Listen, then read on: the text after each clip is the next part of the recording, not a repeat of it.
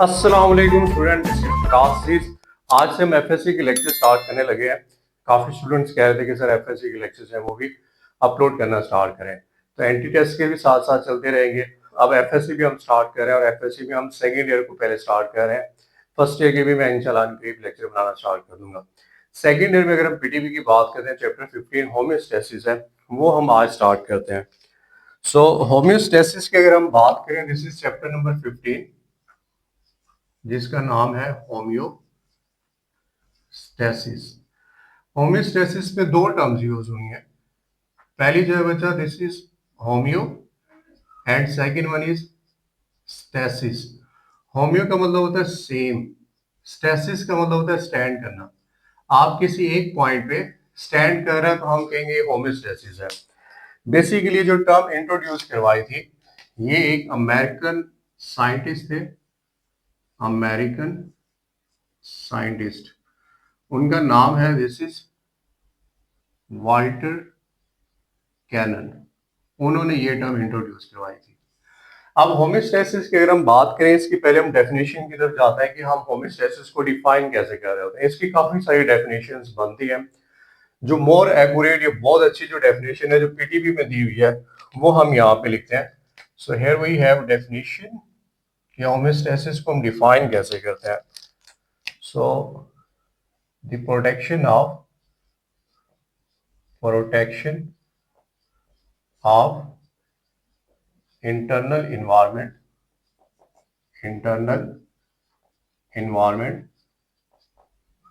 from the harms of fluctuations in external environment। तो इसमें बच्चे हमने बेसिकली बात क्या की है, वो कहता है कि हम जो अपने इंटरनल इन्वायरमेंट, मतलब हमारी जो बॉडी का इंटरनल इन्वायरमेंट है, इसको हम प्रोटेक्ट करते हैं। आप किससे प्रोटेक्शन दे रहे हैं? हार्म किसे कहते हैं? नुकसानात को। और फ्लक्चुएशन किसे कहते हैं? चेंज, तब्दीलियां। अब आपको पता है बाहर के इन्वायरमेंट में चेंजेस आती रहते हैं, एक्सटर्नल इन्वायरमेंट में। जैसे टेम्परेचर इंक्रीज हो जाता है, डिक्रीज हो जाता है। अगर कोई हम एक्वेटिक ऑर्गेनिजम्स की बात कर रहे हैं तो बाहर के इन्वायरमेंट के अंदर साल्ट्स की कंसंट्रेशन ज्यादा हो सकती है, कम हो सकती है, एंड सो ऑन। सो वो हमारे लिए नुकसानदेह है। लाइक अगर मैं बात करता हूँ सर्दियों में, विंटर सीजन की हम बात करें, टेम्परेचर डिक्रीज हो जाता है बहुत ज्यादा। और समर की बात करें तो टेम्परेचर जो बहुत ज्यादा इंक्रीज हो जाता है। दोनों ही हमारे लिए अनफेवरेबल है, क्योंकि हमारी बॉडी के एंजाइम्स एक ऑप्टिमम टेम्परेचर के ऊपर काम करते हैं। अगर हम चेंज करेंगे तो वो वर्किंग स्टॉप कर देंगे। इसको आप एक और तरह से भी डिफाइन कर सकते हैं, maintenance of internal environment is called homeostasis at equilibrium. अब इसमें थोड़ा सा मैं इन्वायरमेंट की बात कर लेता हूँ। हम क्योंकि इन्वायरमेंट की बात कर रहे हैं, सो इन्वायरमेंट थोड़ा सा याद रखिएगा, ये दो तरह का होता है।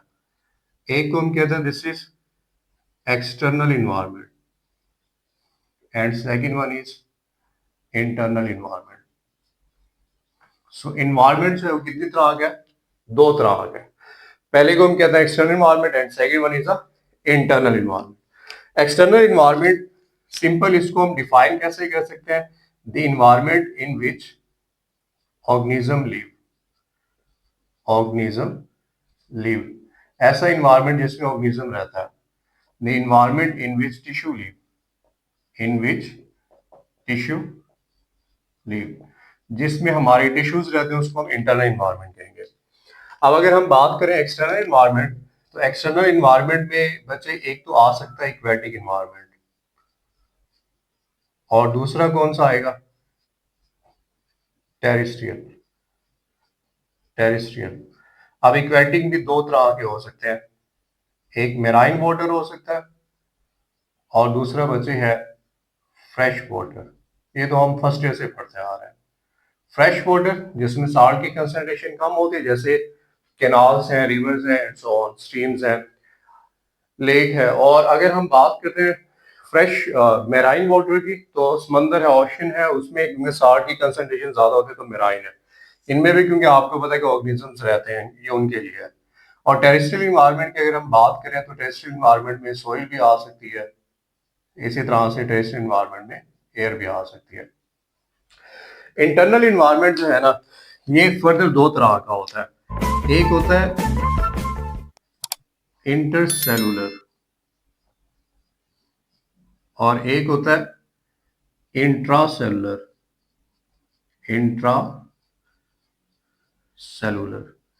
इंटरसेलुलर का मतलब होता है बिटवीन सेल्स, सेल्स के दरमियान, और इंट्रासेलुलर विद इन सेल या इनसाइड सेल, सेल के अंदर का, इनसाइड सेल। अब ये जो इंटरनल इन्वायरमेंट है और इंटरसेलुलर है, मतलब सेल्स के दरमियान या सेल्स के बाहर, इसको हम एक्स्ट्रा सेलुलर भी कह सकते हैं।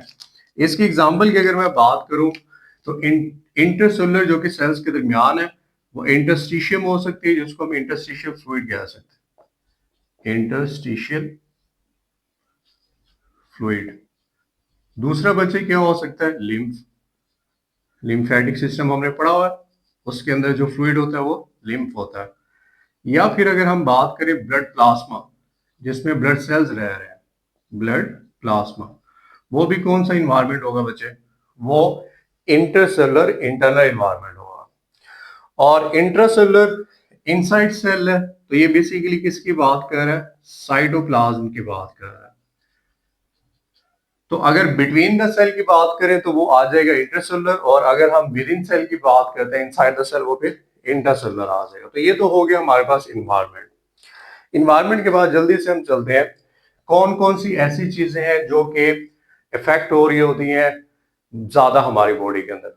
तो वो एक तो टेम्परेचर, उसकी वजह से हम इफेक्ट हो रहे होते हैं। दूसरा साल्ट और वाटर की कंसंट्रेशन। तीसरा जो है वो हमारी बॉडी के अंदर जो मेटाबॉलिक वेस्ट बनता है उसकी। वैसे तो ऑलमोस्ट हर चीज को ही मेंटेन करना होमियोस्टेसिस कहलाता है, बट हमने अपनी बुक के अंदर तीन चीजों को पढ़ना है। सबसे पहले हम डिस्कस करेंगे ऑस्मो रेगुलेशन, इसके बाद हमने पढ़ना होगा नंबर 2 थर्मो रेगुलेशन,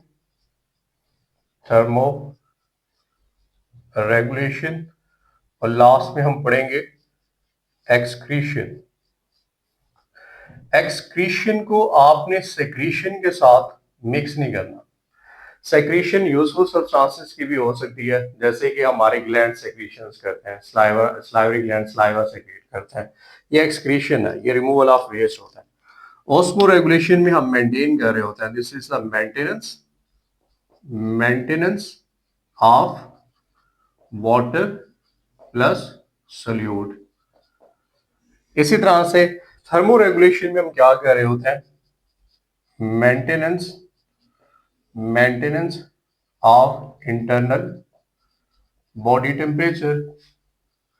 और बॉडी टेम्परेचर जो हम मेंटेन कर रहे होते हैं ना, वो टॉलरेबल रेंज तक होता है, टॉलरेबल। एक चीज याद रखिएगा, होम्योस्टेसिस डजंट मीन कि आपने किसी भी चीज को एक फिक्स पॉइंट के ऊपर रखना है, ऐसा नहीं है बच्चे। होम्योस्टेसिस का मतलब होता है आपने इंटरनल इन्वायरमेंट को एक नैरो रेंज के अंदर रखना है। लाइक अगर मैं बात करता हूं कि हमारी बॉडी का टेम्परेचर ये नहीं है कि एग्जैक्ट 37 डिग्री सेल्सियस पे रहेगा, नैरो रेंज के अंदर रहता है, तो हमारी बॉडी का टेम्परेचर जो नैरो रेंज के अंदर रह रहा होता है वो कितना होता है, narrow range. Homeostasis doesn't mean fix point, narrow range, इससे ज्यादा या कम नहीं होना चाहिए। सो टेम्परेचर की अगर हम नैरो रेंज की बात करते हैं तो वो 36.1 से लेके डिग्री सेल्सियस से लेके 37.8 degree Celsius. So homeostasis mean the maintenance of internal environment within narrow range, not a broader range या not a fixed point. Excretion क्या होता है, removal of metabolic waste, removal of metabolic waste। Mainly उसने PTB के अंदर mainly या specially कहा हुआ है, मेनली नाइट्रोजन कंटेनिंग वेस्ट, जिसको हम नाइट्रोजनस वेस्ट भी कहते हैं, nitrogenous waste, the waste which contain nitrogen like ammonia, urea, uric acid, bilirubin है and so on। और आपने इसमें एक चीज याद रखनी है, एक्सक्रीशन इवन हमारी बॉडी के अंदर मेटाबॉलिज्म में इवन कार्बन डाइऑक्साइड भी रेस्पिरेशन में बन रही है ना, तो वो भी एक वेस्ट है, मेटाबॉलिक वेस्ट है रेस्पिरेशन का, उसको भी निकालना होम्योस्टेसिस है। वाटर एक्स्ट्रा बन रहा है उसको भी निकालना होम्योस्टेसिस है। So each and everything homeostasis में आती है। अगर हम एक्सक्रीशन की बात करते हैं इसमें अगेन एक्सक्रीशन कार्बन डाइऑक्साइड को भी रिमूव करें एक्सक्रीशन है, बट मेनली हम जो फोकस कर रहे होते हैं ना वो कर रहे होते हैं नाइट्रोजन कंटेनिंग वेस्ट, क्योंकि नाइट्रोजन कंटेनिंग वेस्ट ऐसा वेस्ट होता है वो जो कि बहुत ज्यादा टॉक्सिक होता है, उसको हम बॉडी के अंदर ज्यादा देर नहीं रख सकते। तो ये तीन, इसको हम बड़ा डिटेल से आगे पढ़ने जा रहे हैं, बट इसको पढ़ने से पहले थोड़ा सा उसने लिविंग कंट्रोल सिस्टम और फिजिकल कंट्रोल सिस्टम के बारे में बताया हुआ। तो ये भी बड़ा एक इंटरेस्टिंग सा टॉपिक है। नेक्स्ट जो पेज है उसके ऊपर दिया हुआ है। अगर मैं बात करूं कंट्रोल सिस्टम की, उसने दो तरह के कंट्रोल सिस्टम बताया हुआ है, एक लिविंग बताया हुआ है और एक फिजिकल कंट्रोल सिस्टम बताया हुआ है। Physical control, living living body का और फिजिकल नॉन लिविंग का उसने बताया हुआ है, नॉन लिविंग का बताया हुआ है। अब लिविंग की अगर मैं बात करता हूं तो कंट्रोल सिस्टम की, तो पहले हम फिजिकल कंट्रोल सिस्टम पे आते हैं। लिविंग पे मैं बाद में जाऊंगा, हमें पहले बेसिकली फिजिकल समझना पड़ेगा। इसको हम समझ लेते हैं तो हमें फिर लिविंग पे आ जाएगा। फिजिकल कंट्रोल सिस्टम की अगर मैं बात करूं तो इसके कंपोनेंट्स इंपॉर्टेंट है कि कौन से कंपोनेंट्स होते हैं। So there are three components. पहला जो कंपोनेंट है इसको हम कहते हैं दिस इज सेंसर। दूसरे को हम कहते हैं कंट्रोल सेंटर। सिस्टम नहीं, कंट्रोल सिस्टम और कंट्रोल सेंटर को आपने नहीं मिक्स करना। This is control centre and last component is effectors. Effectors. So अगर मैं फिजिकल कंट्रोल सिस्टम की एग्जांपल दूं आप लोगों को, मैं इस तरह से दे सकता हूं। फॉर एग्जांपल मेडिकल के स्टूडेंट्स हैं आप, अल्लाह पाक आप लोगों को कामयाब करे, आप एमबीबीएस में एडमिशन आप लोगों का हो, आप डॉक्टर बने। अर्निंग ऑब्वियसली बात है आप लोगों ने करनी है। तो जब आप लोग कल को अमीर हो जाएंगे, आपके पास जब पैसा आ जाएगा, आपका लिविंग स्टैंडर्ड ऊपर हो जाएगा, तो फॉर एग्जाम्पल आप में से कोई एक स्टूडेंट जो मुझे सुन रहा है, मैं उसी को ही मुखातिब होकर बता रहा हूँ कि बेटा आपके पास बहुत पैसा आ गया है, आपने अपना एक रूम सेट करवाया अपना, जहाँ पे आप मोस्ट ऑफ द टाइम घर में उस रूम में रहते हैं। आप क्या करते हैं, आप जो है ना वो एक कंपनी को कहते हैं कि जितना पैसा लगता लगाओ, डोंट वरी, मेरे रूम का टेम्परेचर जो है ना वो आइडियल रहना चाहिए, ना ज्यादा हो ना कम हो। I don't like high temperature और लो टेम्परेचर। तो आप ऐसे करो कि मेरे रूम का टेम्परेचर जो है ना वो 35 जो है इस पे मेंटेन कर दें। चले हम, क्योंकि बॉडी का 37 होता है, 37 की एग्जांपल लेते हैं, 37 पे मेंटेन करना है भाई, इससे ज्यादा ना कम। अब यहाँ पे ना मैं एक डायग्राम बनाता हूँ। फॉर एग्जाम्पल अगर हम फिजिकल कंट्रोल सिस्टम की बात करते हैं बेटा, फिजिकल कंट्रोल सिस्टम, मैं ये आपका एक रूम बना रहा हूँ फॉर एग्जाम्पल, या आपने एक रूम डिजाइन करवाया और रूम में आपने यहाँ पे एक बेसिकली पॉइंट फिक्स कर दिया टेम्परेचर का। अब ये पॉइंट जो आपने फिक्स किया वो 37 डिग्री सेल्सियस कर दिया। अब चेंज आ सकता है, क्योंकि अगर बाहर गर्मी है तो आपके रूम में ऑब्वियस सी बात है टेम्परेचर इंक्रीज होगा। तो इसको जो डिटेक्ट करेगा टेम्परेचर को, फॉर एग्जांपल मैं कहता हूँ टेम्परेचर जो है वो कितना हो गया, टेम्परेचर ज्यादा हो गया और टेम्परेचर हो गया जी, अल्लाह आपका भला करे, 40 डिग्री सेल्सियस, मतलब ज्यादा हो गया, या फिर 34 डिग्री सेल्सियस हो रहा है, मतलब कम हो गया है। दो कंडीशंस हैं। आपने बेसिकली जो फिक्स पॉइंट किया हुआ था वो 37 है, फ्लक्चुएशंस आ रही हैं 34 जो कम हो रहा है और 40 जो कि ज्यादा हो रहा है। अगर बेटा मैं बात करता हूँ जैसे ही टेम्परेचर चेंज हुआ और ये कितना हो गया, 34 डिग्री सेल्सियस हो गया, इसको जो डिटेक्ट करेगा उसको हम सेंसर कहेंगे। उसको हम क्या कह देंगे, सेंसर। इसमें हमारे पास जो सेंसर है ना जो डिटेक्ट करता है वो थर्मोमीटर होता है, थर्मोमीटर। सो थर्मोमीटर एक डिवाइस हम लगाएंगे जो चेंज इन टेम्परेचर को डिटेक्ट करेगा। अब ये मैसेज भेजेगा, और किसको मैसेज भेजेगा, स्विच। अब ये फॉर एग्जांपल स्विच है और कंट्रोल सेंटर हमारा क्या आ गया, स्विच। जैसे ये इलेक्ट्रिसिटी से रिलेटेड था। और इफेक्टर्स की अगर हम बात करें, इसमें कूलिंग और वार्मिंग सेटअप हो सकता है। कूलिंग में मैं एसी लिख देता हूँ और वार्मिंग में मैं हीटर लिख देता हूँ। फॉर एग्जांपल आपने रूम के एक कोने के अंदर क्या लगवाया हुआ है, फॉर एग्जांपल टेम्परेचर क्या हो रहा है बेटा, कम हो रहा है, यहाँ पे आपने लगवा दिया हीटर। फॉर एग्जांपल इस कोने में ये हीटर लगा हुआ है एच। इसी तरह से यहाँ पे भी आपने क्या करना है, एक थर्मोस्टेट लगा देना है जो कि डिटेक्टर होगा, फिर एक स्विच लगा हुआ होगा और स्विच की जो वायर या तार जा रही होगी वो किसको जा रही होगी, एक साइड पे आपने एसी लगा दिया एक कोने में एसी। अब ये तारे एक दूसरे के साथ कनेक्टेड है, करंट जाएगा। सो ये मेरे पास बेसिकली तीन कंपोनेंट्स हैं। सबसे पहला जो कंपोनेंट है ये वाला, ये कौन सा कंपोनेंट है, सेंसर है। और सेंसर में हम थर्मोमीटर की बात कर रहे हैं। ये स्विच है बेटा, स्विच, या तो ये वाला स्विच ऑन होगा या फिर ये वाला होगा। और लास्ट में जो एसी है और जो हमारे पास हीटर है, ये बेसिकली क्या है, इफेक्टर्स है, इफेक्टर्स है, कूलिंग या हीटिंग मैकेनिज्म। अब यहाँ पे सेंसर की अगर मैं बात करूँ, फॉर एग्जांपल टेम्परेचर कितना हो गया बेटा, 34, सर्दी लगने लग गई है, फॉर एग्जांपल आपको ठंड हो रही है। डिटेक्ट कौन करेगा, थर्मोमीटर, थर्मोमीटर जो कि आपने लगाया है एज डिटेक्टर। तो ये सेंसर है, इसको हम डिटेक्टर भी कह सकते हैं। It detect change in environment. इसने मैसेज दिया स्विच को कि आप ऑन कर दें जी, किसको ऑन कर दें, हीटर को। सो जैसे ये हीटर को ऑन करेगा, so switch is the control centre, heater क्या करेगा, इसको ऑन करेगा, इफेक्टर। अब हीटर क्या करेगा, अंदर हीट जनरेट करना स्टार्ट कर देगा, टेम्परेचर 34 से 37 पे आ जाएगा। दूसरा देखते हैं जी, अगेन सेंसर लगाया which is the thermometer. Thermometer की अगर हम बात करें, अगर तो टेम्परेचर बेटा 40 डिग्री सेल्सियस हो गया और यहां से ये जो मैसेज आ रहा है वो किसको जा रहा है, सेंसर को, विच इज अ थर्मोमीटर। इसने जब इस मैसेज को डिटेक्ट किया तो ये जाके स्विच को क्या करवा देगा, ऑन। और ऑन करेगा तो उसने करंट देना एसी को, तो एसी अपनी कूलिंग स्टार्ट कर देगा। टेम्परेचर 40 हो रहा था, गर्मी लग रही थी, अब दोबारा से कूलिंग होगी तो टेम्परेचर नॉर्मल हो। जैसे ही टेम्परेचर आइडियल होगा तो ये दोनों इफेक्टर्स, कूलिंग मैकेनिज्म या हीटिंग, वो स्टॉप हो जाएंगे। सो जैसे हमने अभी देखा, एक फिजिकल नॉन लिविंग इन्वायरमेंट के अंदर जैसे हमने एक कंट्रोल सिस्टम बनाया हुआ था जिसके हमने तीन कंपोनेंट्स लगाए थे। लाइक ये जो बोर्ड आपको नजर आ रहा है, चार दीवारें होती हैं।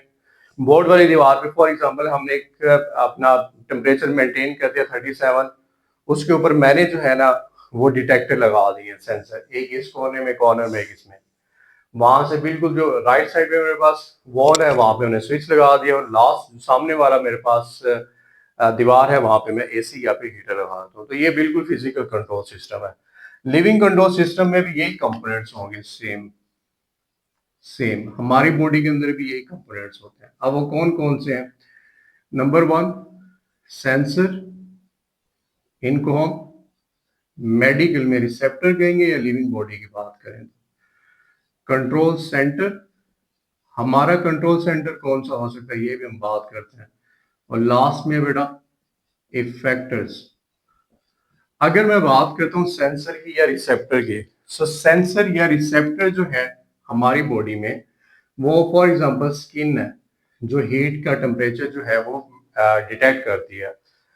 कंट्रोल सेंटर हमारा नर्वस सिस्टम है, ब्रेन स्पाइनल कॉर्ड। और इफेक्टर्स हमारे मसल्स और ग्लैंड्स हो सकते हैं। मसल्स लाइक हमें जो है सर्दी लग रही है तो मसल एक्टिवेट होंगे, शिवरिंग करेंगे, तो मसल्स की मूवमेंट के लिए क्योंकि एनर्जी चाहिए, वो हीट की फॉर्म में रिलीज होती है, बॉडी जो है वो वार्म हो जाएगी। या फिर मसल्स के साथ दूसरे नंबर पर हम ग्लैंड्स की बात करते हैं। जैसे अगर आपको ठंड लग रही है तो हमारा थायराइड ग्लैंड एक्टिवेट करता है हमारा नर्वस सिस्टम, जिससे थायरॉक्सिन हार्मोन रिलीज होता है। और थायरॉक्सिन क्या काम करता है, मेटाबॉलिज्म को बूस्ट कर देता है, जिससे बहुत ज्यादा रिएक्शंस होते हैं, कैटाबॉलिज्म होता है, एनर्जी रिलीज होती है in the form of body warm up हो जाती है। So this is all about the introduction of the homeostasis. I hope कि आप लोगों को बड़ा अच्छा और सिंपल बिल्कुल लगा होगा। बिल्कुल ऐसे ही आप तैयार कर लें, एग्जैक्ट ये चीजें याद कर लें, आपका अच्छे से प्रिपरेशन हो जाएगी। मेरे चैनल को लाइक करें, सब्सक्राइब करें और लास्ट में शेयर करें।